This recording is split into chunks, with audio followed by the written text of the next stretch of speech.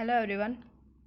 Next video हमारी electric field intensity due to solid sphere. इससे पहले हमने होलो स्फीयर के लिए किया था, आज हम सॉलिड स्फीयर के लिए करते हैं। सॉलिड स्फीयर के लिए कैसे करेंगे कि जैसे मान लिया कि होलो स्फीयर में हमने क्या लिया था, एक स्फीयर लिया था और वो क्या था, अंदर से बिल्कुल खाली था। लेकिन सॉलिड स्फीयर क्या है, अंदर से फिल होना चाहिए। जैसे आपकी रबड़ की बॉल होती है ना, वैसे ही। जैसे हमने ये कंसिडर कर लिया, यहाँ पे क्या है हमारे पास में, ये एक सॉलिड स्फीयर है।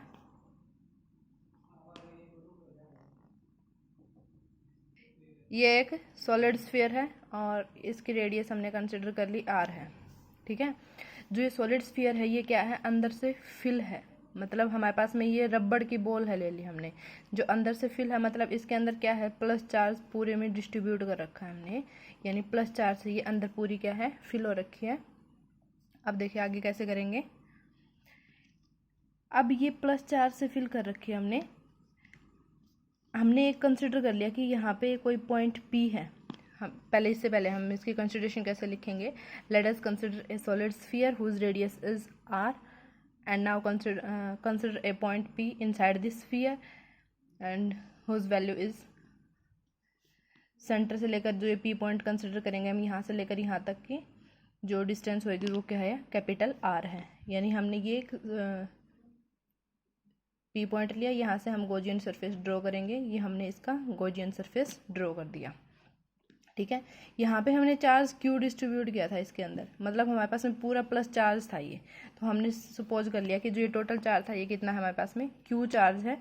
अगर यहाँ पे अगर ये Q चार्ज है, इस पूरे के अंदर Q चार्ज डिस्ट्रीब्यूट कर रखा है, तो जो ये हमने गॉसियन सरफेस ड्रॉ किया है इसके अंदर चार्ज क्या होगा इस पूरे के कंपेयर में, तो इसके अंदर चार्ज क्या रहेगा हमारे पास में, कम रहेगा। तो मतलब हमने इसके अंदर चार्ज सपोज कर लिया कितना है, Q डैश है। आ गया इतना समझ में। यहाँ से लेकर यहाँ तक की डिस्टेंस कितनी हो जाएगी, r। हमने पॉइंट कहाँ पे लिया, इनसाइड द स्फीयर लिया है। तो आपका जो पहला केस बनेगा वो क्या आ जाएगा, केस फर्स्ट लिखेंगे यहाँ पे, point lies inside the shell या स्फीयर। हमने पॉइंट इसके इनसाइड में लिया है, तो यानी यहाँ पे लिख सकते हैं जो r है हमारा, वो जो ये स्फीयर की जो रेडियस है इसके कंपेयर में क्या रहेगा, स्मॉल रहेगा। ये हो गया। अब हमें क्या करना है, इसके ऊपर इलेक्ट्रिक फील्ड इंटेंसिटी कैलकुलेट करते हैं। हम कैसे करते हैं, हम कि स्मॉल एरिया कंसिडर करते हैं। स्मॉल एरिया जो कंसिडर करेंगे, ये हमने स्मॉल एरिया ले लिया, कितना, ds हमारे पास में क्या है, स्मॉल एरिया है। अब यहाँ से इसकी इलेक्ट्रिक फील्ड इंटेंसिटी क्या हो जाएगी, इसी डायरेक्शन में हो जाएगी, और जो इसका एरिया वेक्टर है वो भी क्या हो जाएगा, सेम। ये ज़्यादा बताने की जरूरत नहीं है, ये आपको पीछे अच्छे से समझा दिया था। दोनों सेम डायरेक्शन में है तो थीटा की वैल्यू कितनी रहेगी, 0। नेट फ्लक्स कैलकुलेट करते हैं। नेट फ्लक्स कितना हो जाएगा, फाई इज इक्वल टू कितना होता है, क्लॉज सरफेस में इंटीग्रेशन करेंगे, E dot D S, dot हटाओगे यहाँ पे कितना आ जाएगा, E D S cos theta. Theta की वैल्यू कितनी है, 0 है।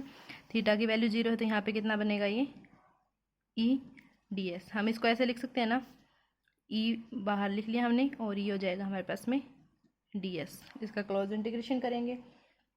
अब जो डी एस है इसका इंटीग्रेशन कितना हो जाएगा, ये क्या है, एरिया ही तो है हमारे पास में, और एरिया कितना हो जाएगा, इस अंदर वाले है तो ये भी स्फीयर ही ना, स्फीयर का एरिया कितना होता है 4 पाई, और आर यहाँ से इस गॉसियन सरफेस से कर रहे हैं ना, इस P पॉइंट से कर रहे हैं, तो यहाँ से लेकर यहाँ तक की डिस्टेंस कितनी है, कैपिटल R है, तो कितना हो जाएगा 4 पाई कैपिटल R का स्क्वायर। आगे इतना समझ में।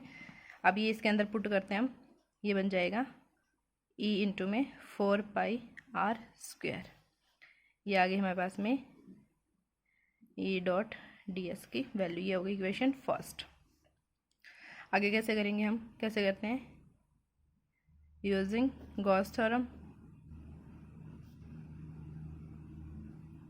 गॉस थ्योरम यूज करेंगे। गॉस थ्योरम क्या होती है, phi is equal to E dot D s, और किसके इक्वल होती है, चार्ज अपॉन में एप्सिलॉन नॉट। ये गॉस थ्योरम होती है ना, लेकिन हमारा जो गॉसियन सरफेस है वो क्या है, इनसाइड दिस सेल है, इनसाइड दिस सेल है, लेकिन इस पूरे के अंदर चार्ज कितना डिस्ट्रीब्यूट है, Q चार्ज है। लेकिन हम इस गॉसियन सरफेस से कर रहे हैं, तो इसके अंदर कितना चार्ज हमारे पास में, Q डैश है, तो यहाँ पे चार्ज कितना आ जाएगा, Q डैश यूज़ करना है हमें यहाँ पे।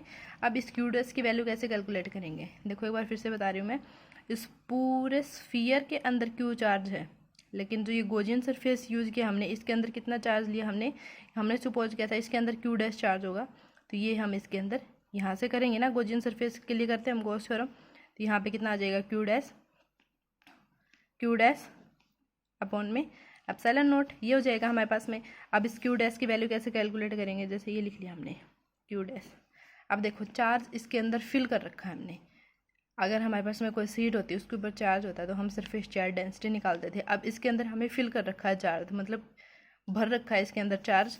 तो उसके लिए क्या करते हैं हम, वॉल्यूम चार्ज डेंसिटी निकालते हैं। और उसकी वैल्यू कितनी होती है, चार्ज अपॉन में वॉल्यूम। तो यहाँ से चार्ज की वैल्यू निकालोगे कितनी हो जाएगी, रो इंटू वी। तो यहाँ पे क्या पुट करेंगे हम इसकी जगह पे, रो इंटू वी अपॉन में एप्सिलॉन नॉट। अब वी क्या है यहाँ पे, वॉल्यूम, और रो क्या है यहाँ पे, वॉल्यूम चार्ज डेंसिटी। और वॉल्यूम क्या होती है स्फीयर की जो वॉल्यूम होती है वो कितनी होती है, 4/3 पाई आर क्यूब। ये यहाँ पे पुट करेंगे हम, कितना बन जाएगा, रो इंटू में 4/3 पाई आर क्यूब अपॉन में एप्सिलॉन नॉट। किसकी वैल्यू आ गई है, ई डॉट डी एस लिख सकते हैं ना, ये इक्वेशन होगी सेकेंड। अब लिखेंगे हम फ्रॉम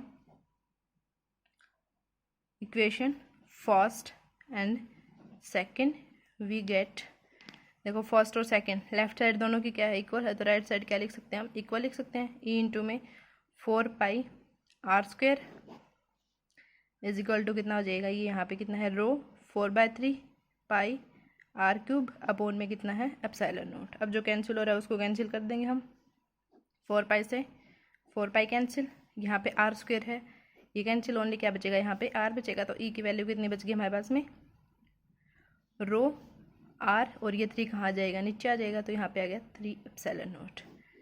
ये आ गई इलेक्ट्रिक फील्ड इंटेंसिटी किस पे, जब हमारा पॉइंट लाई करता है इनसाइड दी सेल। जब इनसाइड दी सेल पॉइंट लाई करेगा तो ये इलेक्ट्रिक फील्ड इंटेंसिटी हमारे पास में आती है। अब जो सेकंड केस है वो करेंगे हम सरफेस पे कैलकुलेट करते हैं। केस सेकंड क्या बनेगा, point lie on the surface of the shell. हमारा पॉइंट कहाँ पे लाई कर रहा है, जो सेल है उसके जो स्फीयर है या सेल है उसके किस पे लाई करेगा, सरफेस पे लाई करेगा। जैसे हमारे पास में ये हमारा ये सेल था या सॉलिड स्फीयर था हमारे पास में, इसकी रेडियस कितनी यूज़ की थी हमने, आर इसकी रेडियस थी, आर क्या थी इसकी रेडियस थी, और क्यू चार्ज इसके अंदर क्या कर रखा था, फिल कर रखा था। अब इसके सरफेस पे ही लेना है हमने। सरफेस पे कैसे लेंगे हम, यहाँ पे हमने पॉइंट सपोज कर लिया, हमारा जो पॉइंट है पी पॉइंट यहाँ पे है और इस पूरे के अंदर चार्ज फिल है। तो यहाँ पे पी पॉइंट है तो इसका गॉसियन सरफेस ड्रॉ करेंगे तो इसके सरफेस के ऊपर ही बनेगा ना गॉसियन सरफेस, ऐसे ड्रॉ हो जाएगा। और यहाँ से लेकर यहाँ तक की डिस्टेंस कितनी लेते हैं हम, कैपिटल आर, ये इसका सेंटर पॉइंट हो गया। और इलेक्ट्रिक फील्ड इंटेंसिटी कैलकुलेट करने के लिए क्या करेंगे हम, यहाँ पे स्मॉल एरिया कंसिडर करते हैं ds, और इधर हो जाएगी इलेक्ट्रिक फील्ड इंटेंसिटी की डायरेक्शन, और इधर ही क्या हो जाएगा, एरिया वेक्टर हो जाएगा। अब करते हैं यहाँ पे, देखो ये वाली जो डिस्टेंस है r है, ये वाला r इसके r के लिए इक्वल हो जाएगा। तो जो कैपिटल R है वो स्मॉल r के क्या हो जाएगा, इक्वल हो जाएगा। तो हम ये पूरा डिटेल में नहीं करेंगे क्योंकि हमने ये वाली कैलकुलेट कर ली है। अगर ये कैपिटल R स्मॉल r के इक्वल है तो यहाँ पे इस r की जगह पे हम स्मॉल r लिख सकते हैं ना। अगर आप पूरा डिटेल में करना चाहो तो यही पूरा प्रोसेस करना पड़ेगा, और आप अलग से भी इसको ड्रॉ कर सकते हो, मतलब कर सकते हो इसको। तो मैं डायरेक्ट लिख रही हूँ, ये वाला फॉर्मूला था हमारे पास में, और कैपिटल R किसके इक्वल है, स्मॉल r के। तो ये बन जाएगा हमारे पास में फॉर्मूला, रो r अपॉन में 3 एप्सिलॉन नॉट, मतलब सरफेस पे क्या रहेगी, इतनी रहेगी। आगे इतना समझ में। एक बात देखो, यहाँ से हम देखते हैं जब इनसाइड द सेल था, तो जो इलेक्ट्रिक फील्ड इंटेंसिटी वो डायरेक्टली प्रोपोर्शनल आ रही है किसके, कैपिटल R के। और यहाँ से देखें हम तो यहाँ से भी क्या है, जो इलेक्ट्रिक फील्ड इंटेंसिटी है वो डायरेक्टली प्रोपोर्शनल आ रही है किससे, स्मॉल r के, दोनों केस में। अब देखते हैं हम आउटसाइड द सेल। जो थर्ड केस है वो क्या बनेगा हमारा,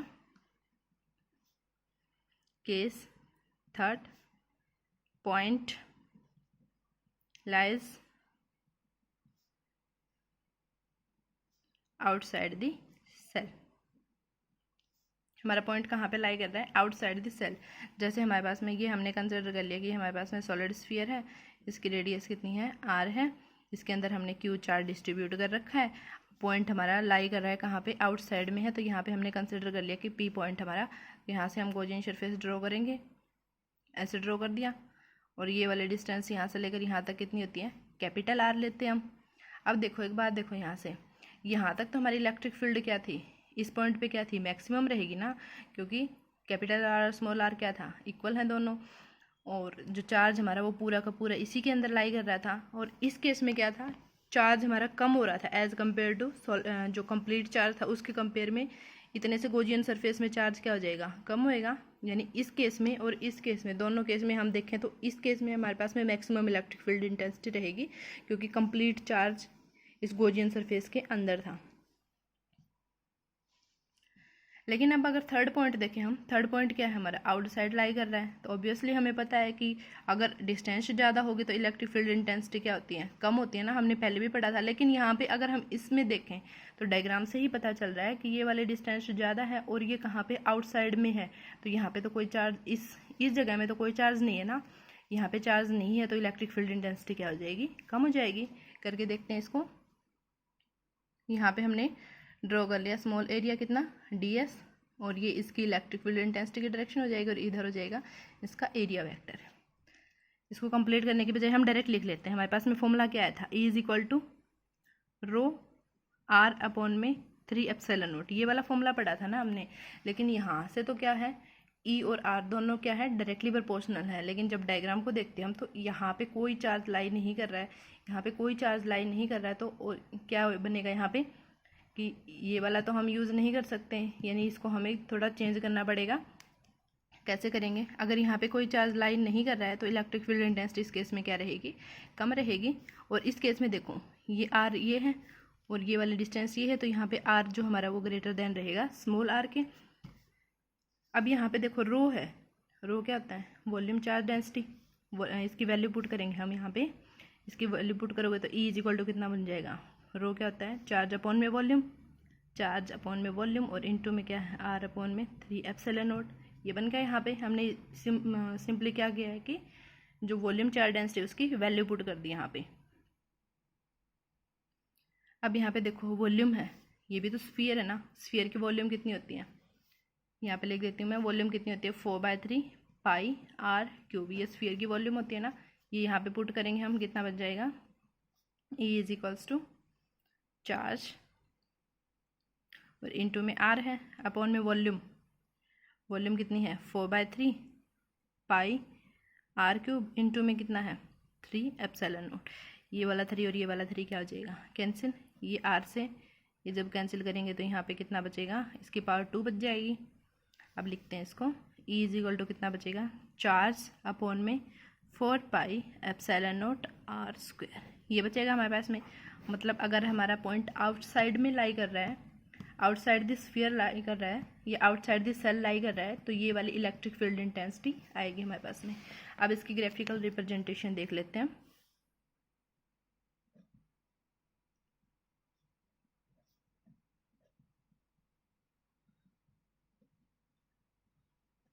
ग्राफिकल रिप्रेजेंटेशन क्या बनेगी, उससे पहले हम यहाँ से देखते हैं। अगर हमारा पॉइंट आउटसाइड द लाई कर रहा है, मैंने पहले बताया था इलेक्ट्रिक फील्ड इंटेंसिटी क्या हो जाएगी, कम हो जाएगी, क्योंकि डिस्टेंस ज़्यादा हो रही थी ना। तो यहाँ से अगर हम देखें ई और आर की रिलेशन देखें तो क्या रिलेशन बन रही है हमारे पास में, इन्वर्सली रिलेशन बन रही है ना। तो अब इसकी ग्राफिकल रिप्रेजेंटेशन करते हैं। ग्राफिकल रिप्रेजेंटेशन करने के लिए क्या करना है हमें, इस साइड हम इलेक्ट्रिक फील्ड इंटेंसिटी और इस साइड हम रखेंगे जो डिस्टेंस है हमारी वो। यहाँ पे हमने कंसिडर कर लिया कि ये मैक्सिमम पॉइंट हमारे पास, फिर से वही लेंगे। यहाँ पे हमारे पास में r इज इक्वल टू क्या है, स्मॉल r, यहाँ पे क्या है, इस पॉइंट पे कितना हो जाएगा, जो कैपिटल R है वो स्मॉल r के से छोटा है, यहाँ पे हो जाएगा ग्रेटर देन स्मॉल r। ये बनेगा ना। ये वाला पॉइंट किसके लिए था, ये वाला पॉइंट था इनसाइड के लिए, इनसाइड द सेल। ये वाला पॉइंट किसके लिए था, सरफेस के लिए था, सरफेस ऑफ द सेल। और ये वाला पॉइंट किसके लिए हो जाएगा, आउटसाइड द सेल। अब देखो दोनों इक्वल हैं, सरफेस पे तो हमारी इलेक्ट्रिक फील्ड इंटेंसिटी क्या रहेगी, मैक्सिमम रहेगी। ये हमने सरफेस वाला पढ़ा था, सारा चार्ज मतलब जितना भी टोटल चार्ज था हमारा वो इस कोजिन सरफेस में कवर हो रहा था, यानी ज़्यादा से डिस्टेंस भी क्या हो रही थी हमारी, जो इसकी रेडियस थी उसके इक्वल हो रही थी ना डिस्टेंस, तो यानी यहाँ पे क्या है मैक्सिमम चार्ज बनेगा। तो ये हो गया मैक्सिमम का ग्राफ हो गया, यहाँ पे लिख दिया हमने ई मैक्सिमम। ठीक है, अब यहाँ पे देखते हैं जब ये स्मॉल आर कैपिटल आर के क्या था, जो sorry capital R small R से क्या है लेस देन है, तो इस केस में क्या है हमारे पास में इलेक्ट्रिक फील्ड इंटेंसिटी। देखो यहाँ पे ये वाला केस बना था ना inside the shell, point lies कहाँ पे कर रहा था, इनसाइड द सेल कर रहा था। यहाँ पे अगर हम देखें तो दोनों की क्या है डायरेक्ट रिलेशन है, यानी जैसे जैसे आर बढ़ाएंगे हम वैसे वैसे इलेक्ट्रिक फील्ड इंटेंसिटी क्या होती जाएगी, बढ़ती जाएगी। देन ये वाला ग्राफ बन गया इस टाइप से, यहाँ पे लिख देंगे हम E directly proportional to R. लेकिन जो थर्ड केस हमारा जो कैपिटल आर है वो लेस देन है किससे, स्मॉल आर से, ये वाला केस है। कौन सा था ये, point lies outside the shell. अब इसके अंदर हमने क्या पढ़ा था कि ई हमारा क्या है इन्वर्सली प्रोपोर्शनल है किसके, आर स्क्वायर के, यानी डिस्टेंस जैसे बढ़ रही है, यहाँ पे डिस्टेंस तो बढ़ रही है, डिस्टेंस बढ़ेगी हमारे पास में, डिस्टेंस बढ़ेगी तो इलेक्ट्रिक फील्ड इंटेंसिटी क्या हो जाएगी, कम हो जाएगी। तो इस केस में जो ग्राफ हमारा वो इस टाइप से बनेगा और एक टाइम पे आके क्या हो जाएगा जीरो। तो यहाँ पे हम लिख सकते हैं E inversely proportional to R square.